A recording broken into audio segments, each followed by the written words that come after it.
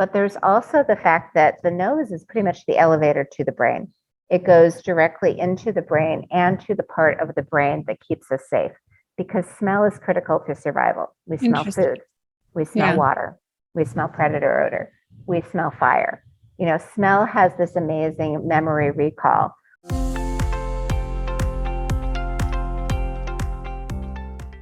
Hey everyone, welcome back to the Reshape Your Health podcast. I'm your host, Dr. Morgan Nolte, and I'm really excited about our conversation with today's guest all about anxiety.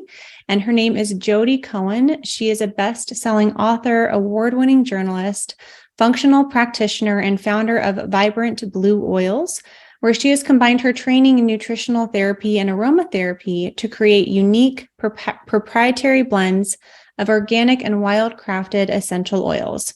She's helped over 500,000 clients heal from brain-related challenges, including anxiety, insomnia, and autoimmune issues. And I wanted to have her on the show because, part of living a low insulin and inflammation lifestyle is controlling stress and is managing your sleep. And we've never had an in-depth conversation about how essential oils can help facilitate that process.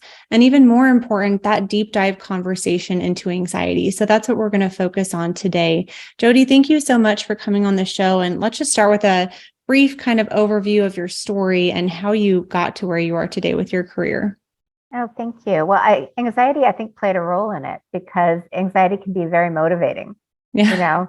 It motivated me to be a good student, to work really hard. And it also motivated me to find better answers because I'm one of those people that when I went on anxiety medication, it actually had the opposite effect. It really didn't work for me. I do believe it's because I'm a slow methylator, and so it just didn't detoxify quickly. But it was right after my second child was born. They put me on an anti-anxiety med and I started feeling fairly psychotic. And fortunately, one of my closest friends is a psychiatrist. And I called her during one of my moments and she said, I don't know what you're taking, but you can't take that. You have to get off of that immediately. And so I immediately started looking for other alternatives, which is one way I started playing with oils. I started, as most people do, adding lavender oil to Epsom salt baths, which was very soothing and calming and helped me sleep. And then my second child, my youngest child, was far harder than my first. I had a really easy first child, thought I'm a great mom. I'll just have another one 22 months later. Very different experience.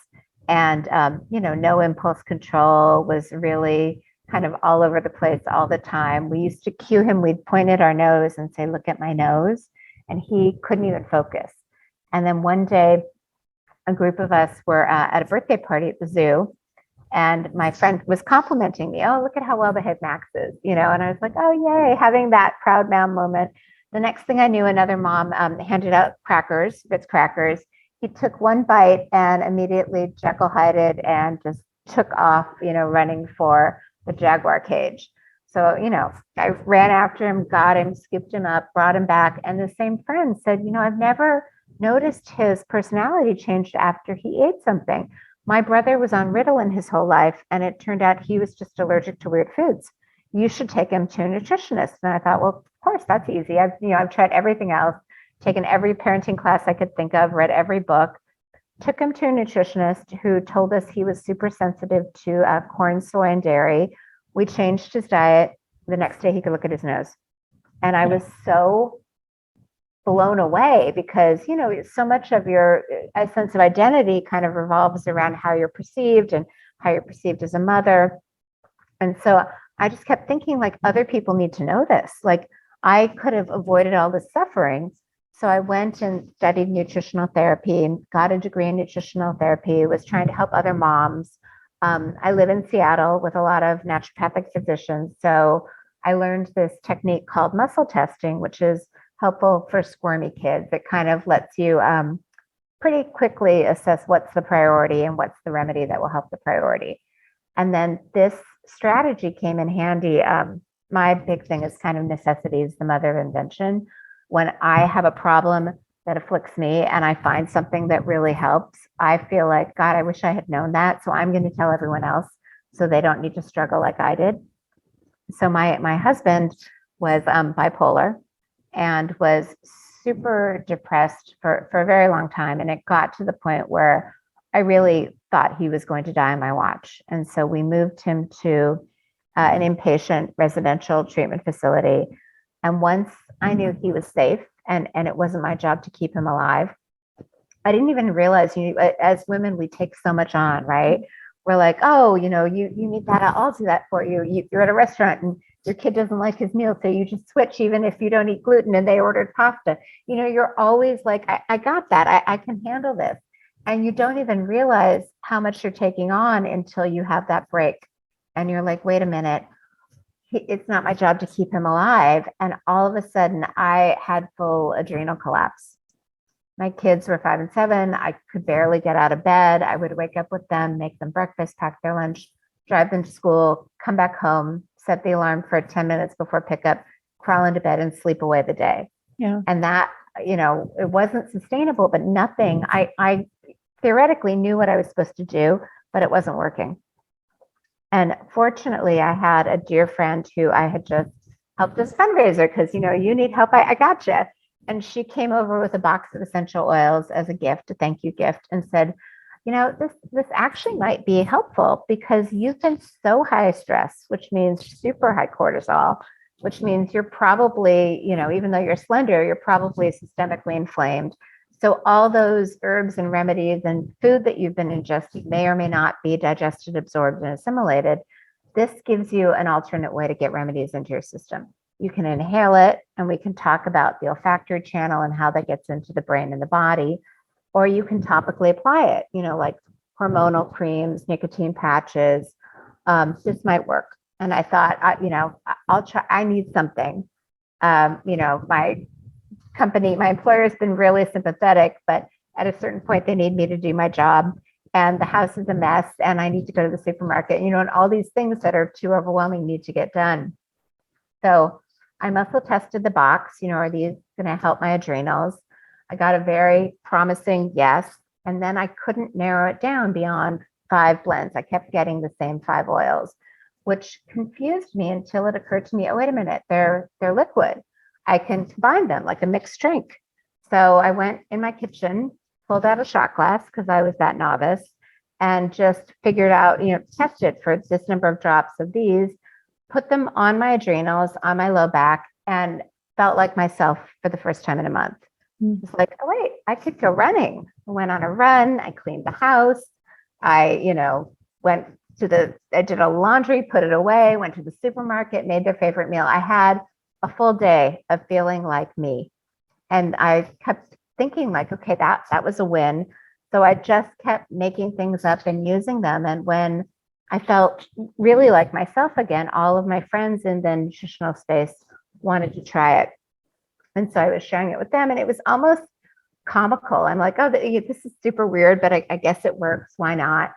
And then there was a nutritional therapy conference coming up, and one of my friends was trying to get vendors, and she said, oh, bring this as a vendor. And I was like, oh, I can't imagine someone's not doing this. Like this, it seems so obvious. So then I finally did some research and realized no one was really creating blends that balance organ systems and regions of the brain. And the way they were communicating it made it feel incredibly complicated. Like you needed an advanced degree before you could blend oils. And I realized, wow, in some ways, I'm so grateful and lucky that I didn't start with research because at the lowest of my low, we live in a 2-story house. Walking upstairs felt overwhelming. Trying to use my brain and figure something out, I would never have been able to do it. So that is kind of how we started the company. That's amazing. And so I love the stories of you heal yourself first and then you heal others. I really love the whole concept of like God or creator, gives you a mess and then you get a message and then you become the messenger. And so I love those kinds of the stories like that. Now offline, you had mentioned that you used to have, panic attacks or anxiety attacks in the grocery line, but you don't anymore. And so I would love to just use that story as we work through these next few questions. And I'd love just starting with the basics. So what is anxiety? Like, what is normal kind of nerves or worry compared with anxiety where we might want to do something about it? And then how do you know if you're having an anxiety attack or a panic attack? So what are those different thresholds in your opinion? Yeah, I would like to reframe anxiety. I don't think it's a deficiency or that there's anything wrong with you. I think anxiety is a normal physiological function that's designed to keep you alive. Mm-hmm. I think your body is designed to avoid danger and crave safety. And I think if your village burned down in a fire and you smell fire, it's good to, what happens in anxiety is resources are allocated towards survival. So your heart beats faster so that you have more blood and energy to function. Blood's routed to your arms and your limbs and away from digestion and detoxification. Your breathing increases so that you have more energy to either fight or flee. All of these things that we think of as an anxiety attack or a panic attack are really our body kind of mobilizing resources towards survival. So to me, anxiety is when you don't feel safe. Okay. And there are varying degrees because your body gets why it can kind of start to default to it's almost like your thermostat's broken, and so the house is always 50 degrees as opposed to 70. So we can talk about how that happens and how to reacclimate. I think that's great. And the example that comes to my mind is COVID. I think if you didn't experience a heightened level of anxiety during COVID, you would be in the minority. So let's kind of maybe walk through that. Like, how did COVID, what were the circumstances of COVID? Why did that contribute to so much more anxiety and mental health issues for people? Yeah. So what makes us feel unsafe, right? It could be physical. It could be that there's a saber-toothed tiger that's chasing us. It could be that, we're driving and someone's changing into our lane and doesn't see us. It could be mental, anticipatory, which is the category I put COVID into. You're worried. Lots of people are getting sick. Maybe you're going to get sick. Maybe someone you love is going to get sick. And then there's also kind of the PTSD type of stress, like you grew up in an abusive household, or you, were sexually assaulted at one point, and so you replay that historic pattern, and every time you think about it, it puts your body into survival mode. Yep. So there's those internal factors that contribute to anxiety, the worry, the thoughts, past trauma. But then what are some external factors that can contribute to anxiety? Well, there's so many. I mean, blood sugar falls into it. I talk about how, if you're thinking about, if you have a cup of coffee, let's just say, and say it's like half full, and you're walking across the house, you could probably sprint and you're not going to spill the coffee because there's capacity in the cup. If you're carrying a cup that's overflowing, you could make the slightest little move and it's going to overflow. I think that it's all about a kind of our resilience. And the example I use is most of us have been in traffic and someone cuts us off. And some days we're like, oh, I hope they get there safely. I'm in no hurry. We're good. And other days, 4-letter words could fall out of your mouth. And the only difference in the situation is you and your capacity at that moment.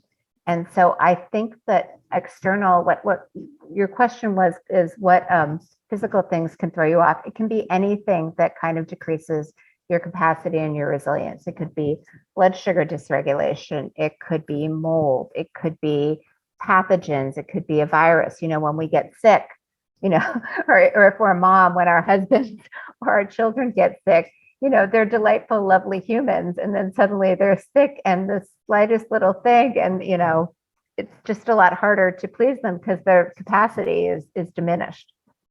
Yeah. And sleep deprivation, I'm thinking, is another one from a young mom. Absolutely.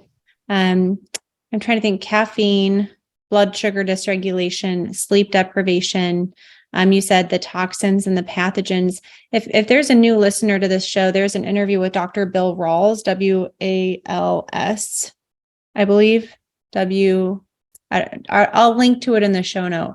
That's an excellent one on toxins and pathogens and how that can increase one's stress. And so we have a reduced cellular resilience is kind of how he put it. So I'll be sure to link to that one with Dr. Bill Rawls in the show notes for this one if people are interested in that.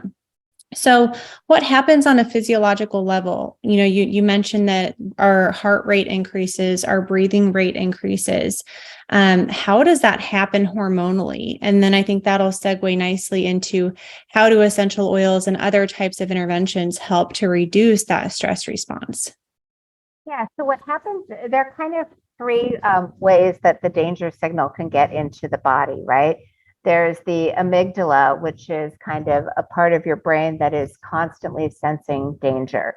And it works with the part of your brain that's kind of more logical, the prefrontal cortex, which is kind of behind the forehead. So think of you're taking, a little nature walk and you look down and you think you see a snake.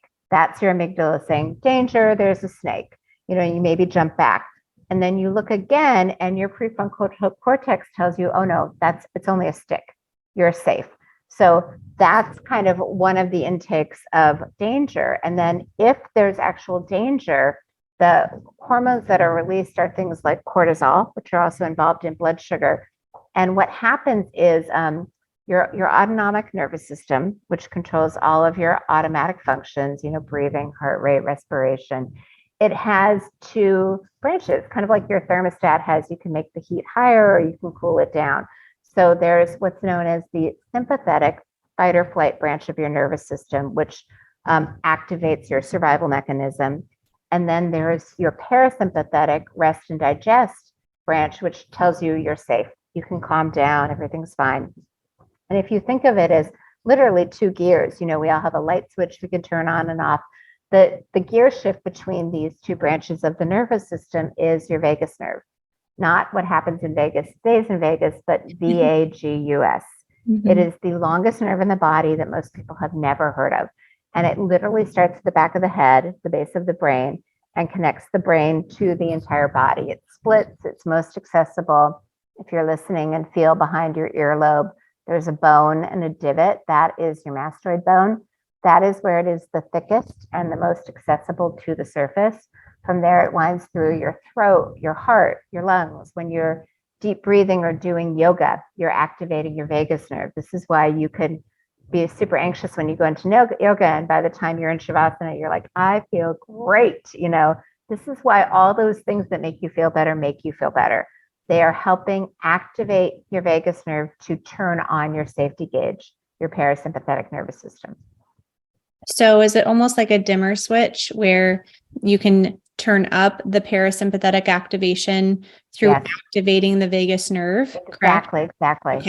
Okay. So you mentioned kind of one place there, and I'm envisioning my anatomy experience in physical therapy school.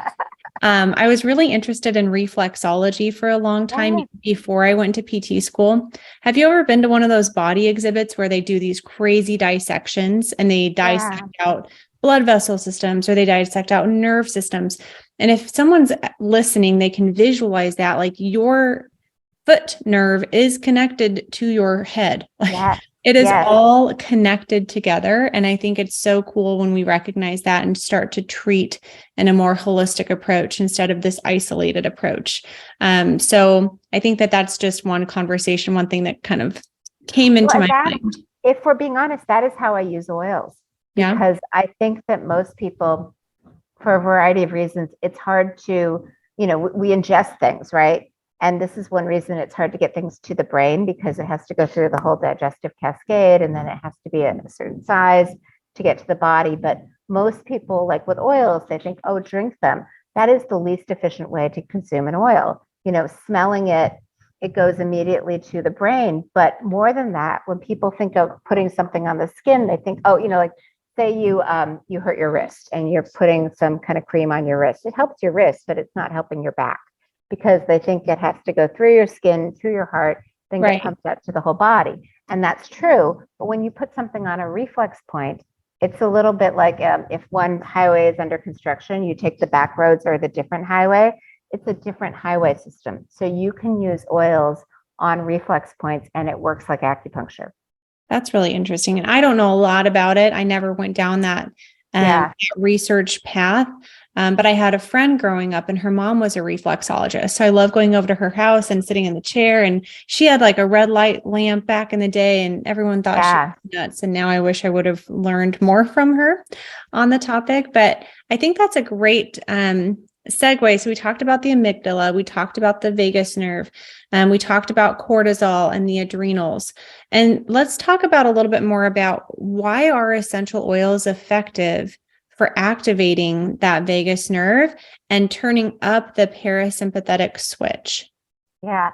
So there's some great, it's really interesting because originally I was thinking, oh, I want to calm down. I'm going to use calming oils, lavender, chamomile. And there are different ways to kind of register your biological functions. Like there's a ring you can wear that kind of keeps track of your heart rate variability. So I was checking to see if smelling calming oils made a difference, and it didn't. And then I stumbled upon some really fascinating research. There is a New York neuroscientist named Kevin Tracy that was surgically implanting a pacemaker-like device, a stimulatory electric device behind the earlobe on that point to stimulate the vagus nerve. And it worked so well that the FDA has actually improved this for epilepsy, migraines, depression. And I started thinking oils, many people perceive them as hot. They're stimulatory. If you were to put cinnamon oil on your arm or thyme or oregano or clove, it might feel, it would get a little red. It would feel hot, eucalyptus. Some of these are stimulatory. And so I realized, I bet you can use a stimulatory oil to stimulate in the same way an electric signal can. And so we created this blend, we call it parasympathetic. It's clove, which is super stimulatory, and lime, which has really small molecules. So the cool thing about blending is when you combine two things, it's like, when you and your husband got married, your children are this great combination of both of you. A blend is a combination of both of the originals, and it synergizes in a different way. So you have now something that's stimulatory, and lime is very uplifting, has light molecules, and gets into the skin faster. So all of a sudden you can use this blend that smells good, kind of like you would an acupuncture needle.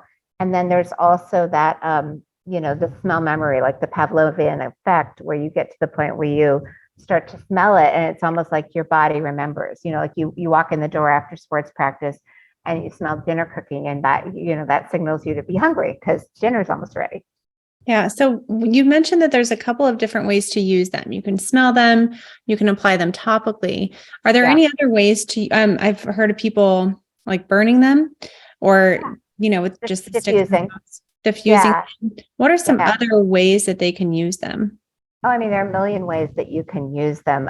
You can diffuse them. You can put them, you can just have a little bowl of salt and put a drop or two in the salt, and that acts as kind of a natural diffuser, so you waste less. You can put them in baths. You can do kind of a bowl of hot water and put a couple drops in and inhale it. There are so many ways to use them. For people who have children, we talked about reflex points. The majority of the reflex points are on the hands and feet. So just massaging the feet with like a drop of oil. Kids, they may not eat every vegetable, but they seem to like foot massages. I don't know. My kids' feet are pretty ticklish. So Oh, really? I love them. Yeah, I love foot massages. So where does the benefit come in then? Is most of the benefit from the olfactory nerves that go straight to the brain? And then just from a physiological standpoint, how does that work? You mentioned kind of activating the vagus nerve, but is that, by the mastoid bone behind the ear, the lime absorbs faster. So then just activates the nerve somehow, or how does it work? It's the clove and lime combination. So think of it like an acupuncture needle or a signal. And it's the combination. It's not just one factor. So you're always, people who swear by drinking oils, one of my hypotheses is that they're smelling it on the way down. And so it's working through the olfactory system. And I'll, in a minute, elaborate on that a bit more. But it's a combination of things. It's a little bit like, food. Yes, it's the chemical constituents, the flavonoids and the phenols, but it's also the roughage and waste that helps it move through. It's not just one isolated reason that it works. It's a plant. humans and plants are biofamiliar. In fact, there was something I read recently about how, trees signal each other in the woods and pass on messages. We are part of that ecosystem.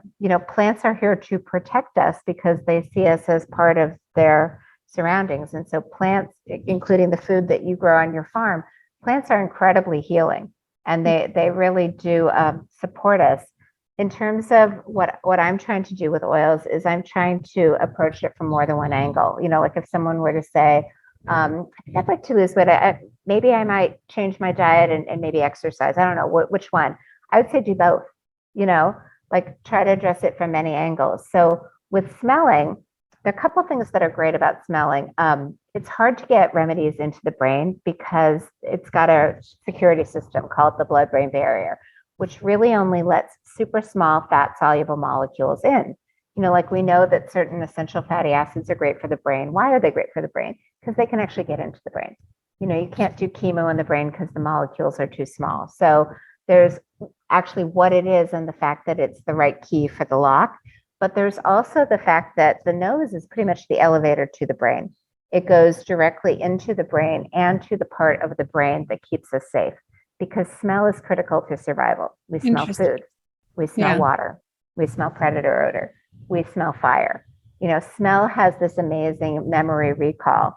Like you can, my grandparents lived in Brooklyn in kind of an apartment that had a lot of mothballs. Every time I smell mothballs, I swear to God, I'm 5 years old in that Brooklyn apartment. We all have that story of this smell memory.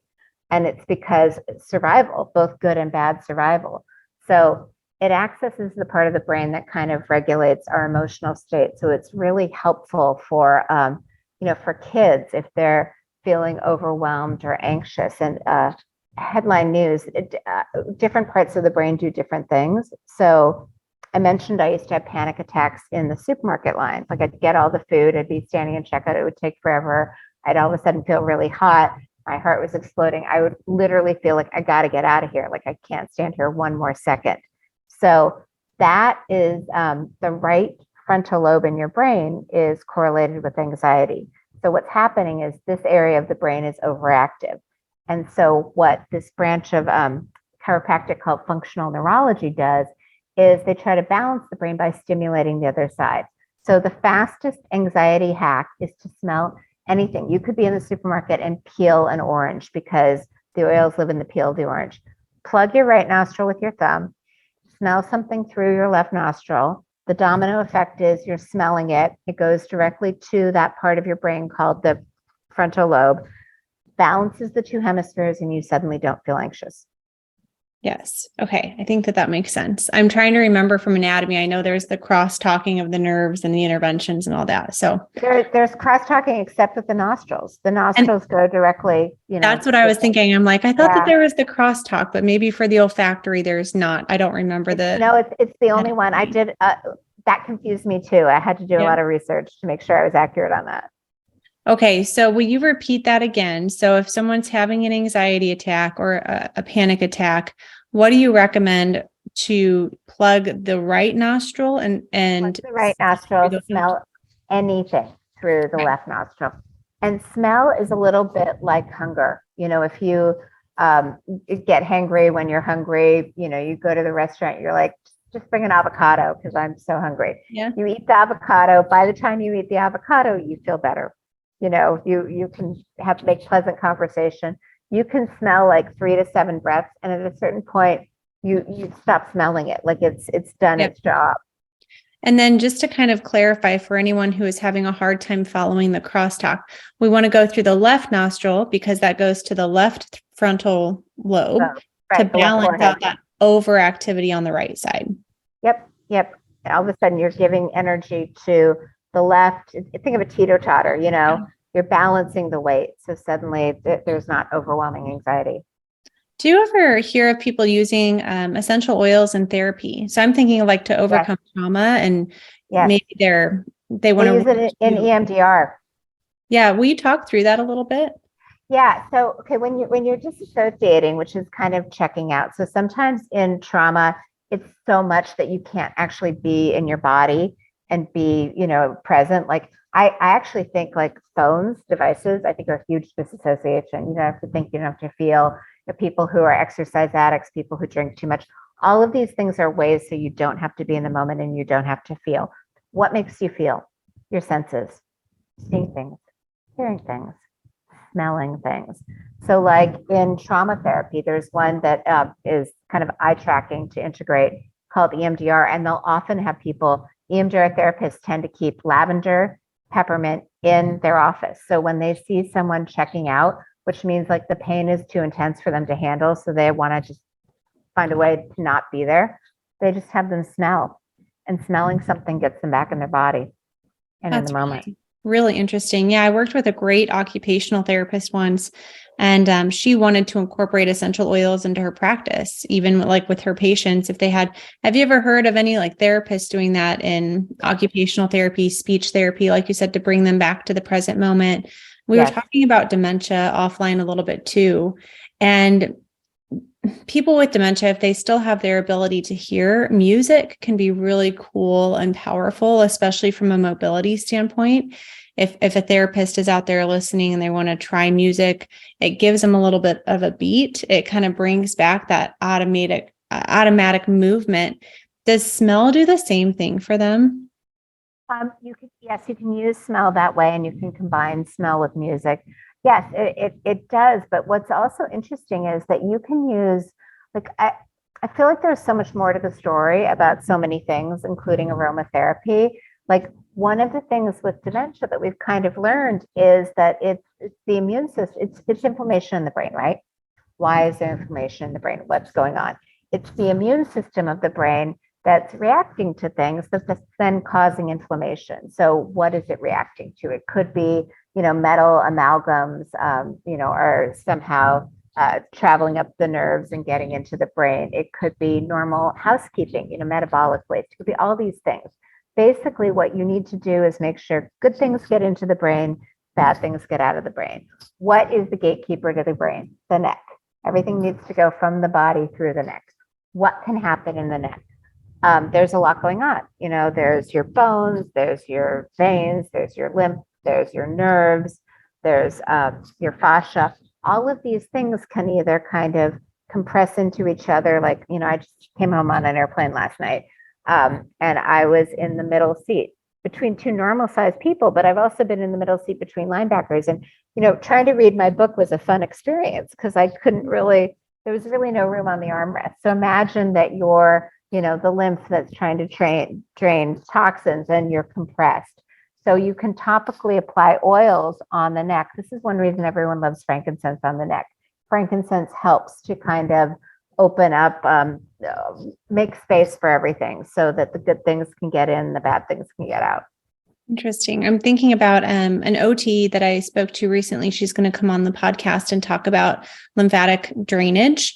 She has some really cool stories about that. So how would you suggest like an occupational therapist use essential oils in their lymphatic drainage therapy? So we have actually a lymph remedy that's kind of designed to open and draw down. Everyone will tell you the most important part of the lymph is the clavicle. So if you feel on your clavicle points, actually, if you touch them gently and they feel a little tender, that's a good indication that's just, it's kind of like your hair's tangled. You're just going to kind of gently work on them, and she'll have much better strategies than I will share now. But the simplest way is just to kind of gently, move this area here. So you're opening it up from this area down. So I use our lymph oil and just kind of gently brush this. I do it a lot, actually, because I think it's fabulous, especially if you're getting older and you have kind of the neck that isn't as tight as it used to be. And then the next step is to kind of gently drain down the sides from your ear down your neck. And you can use a gua sha if you want. You can use your hands. Castor oil is actually kind of fabulous for opening lymphatic. And then the final step is like along the neck. Okay. And we have, we have like roller balls of like lymph and fascia. And basically, anything is better than nothing. So even if you're just kind of gently touching your clavicles, that's fabulous. Yeah.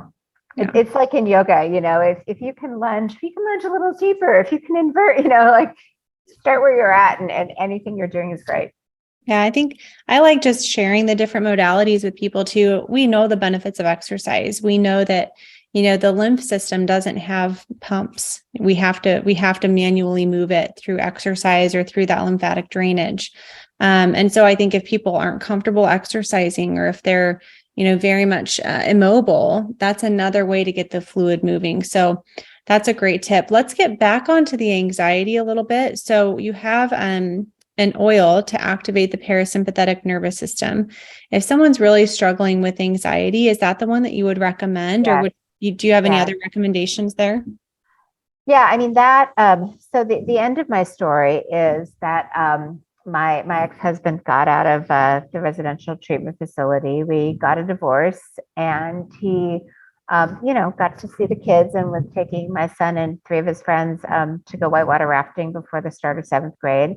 Got in a car accident on the way, and my son passed away, and my husband went to prison, and I'm two of so his friends sorry. died.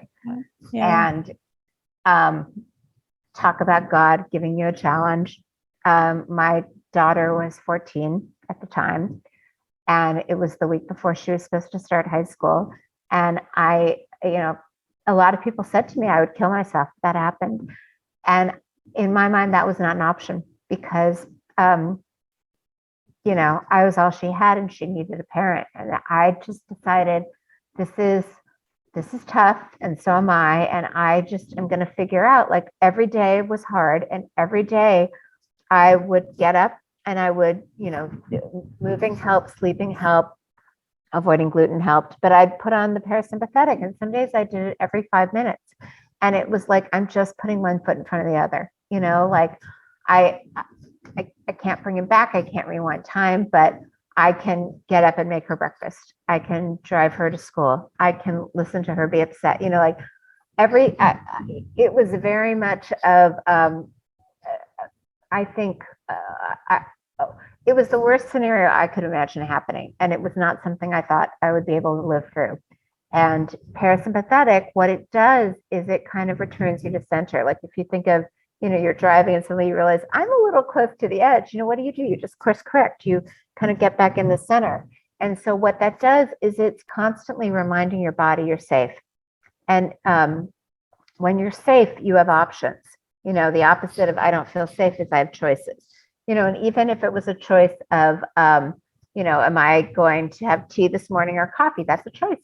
And you just keep kind of returning to balance, being like, I'm safe, I'm okay. I'm going to just make my next best choice, and then I'll reevaluate from there.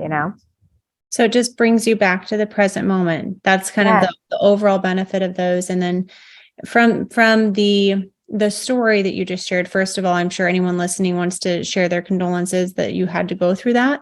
I love the line that you said, this is tough, but so am I. I'm sure that owning your own business, you've had to share that story far more times than you would have liked to, but it is an integral part of your story. And I think that it's a really unfortunate, powerful experience that you had to live through. But I just wanted to express that, No, I appreciate that. And I guess what I really want, there were definitely times when I'm like, is this the hill I'm going to die on?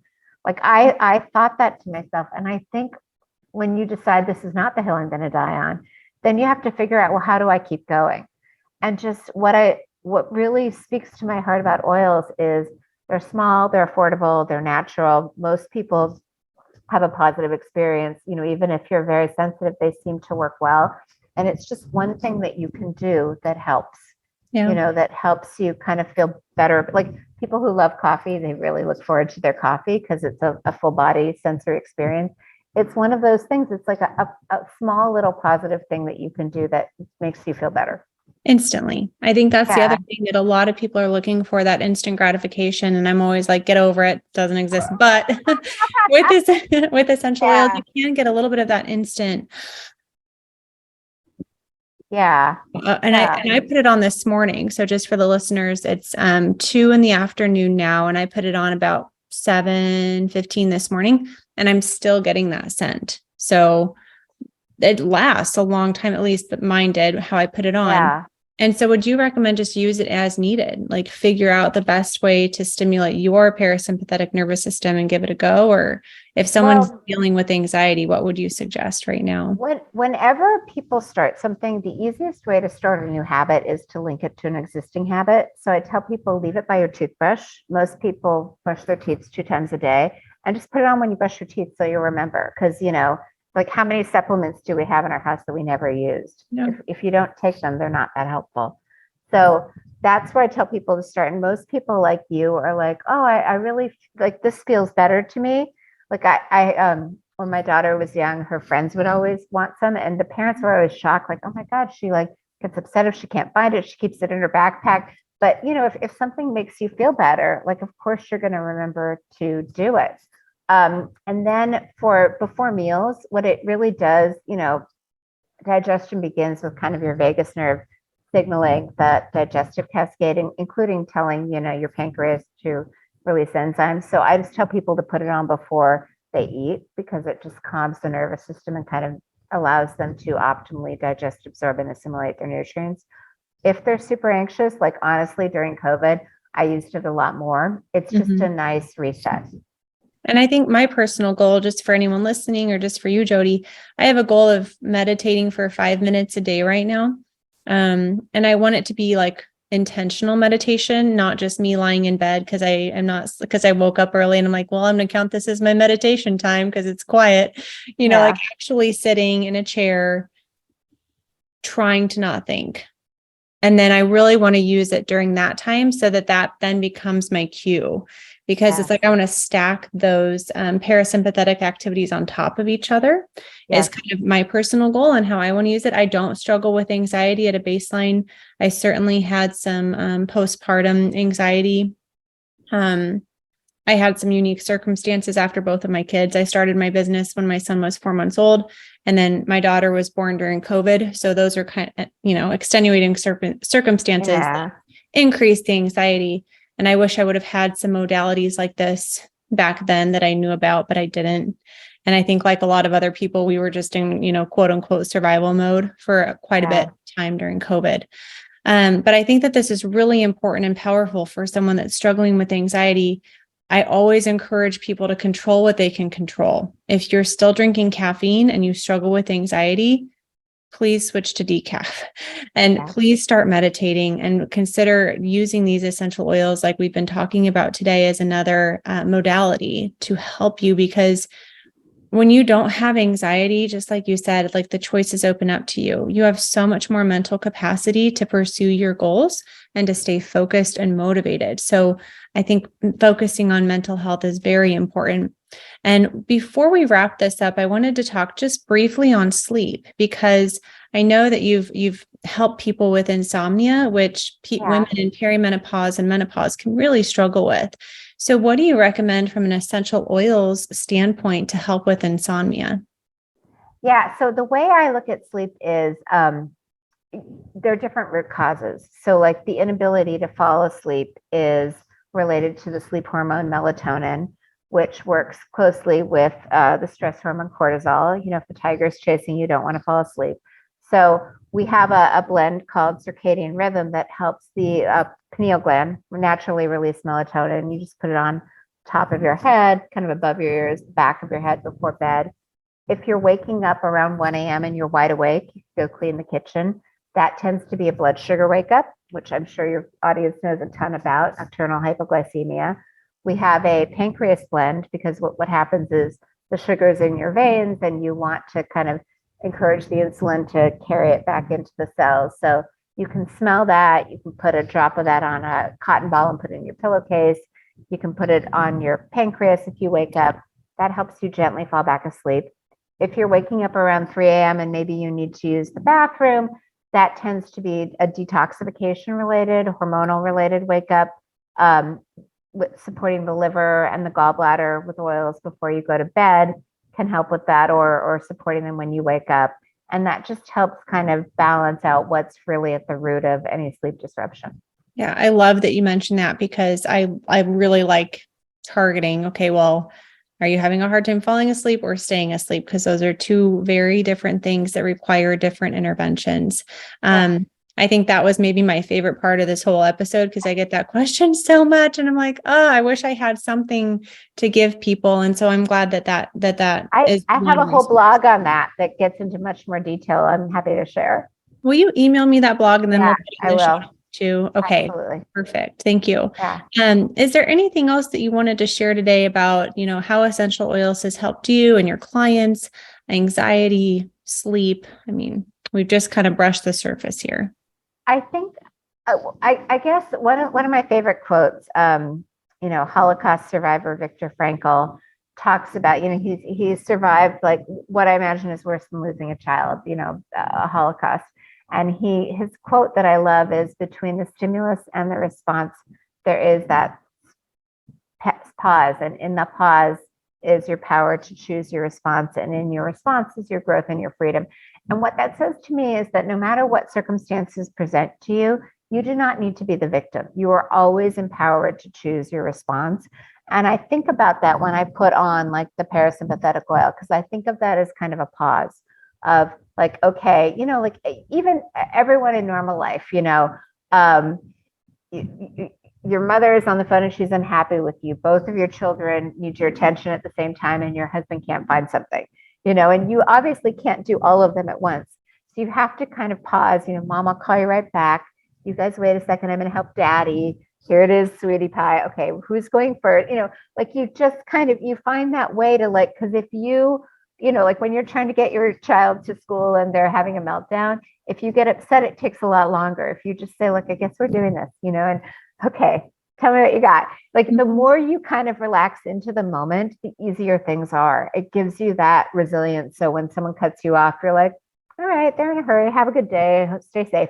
Like it just allows you to show up as your best self. And so that's what I like to use parasympathetic for. And I just like knowing that, even in the bleakest, darkest hours, we have choices. Yeah, thank you so much. I think your message is really powerful.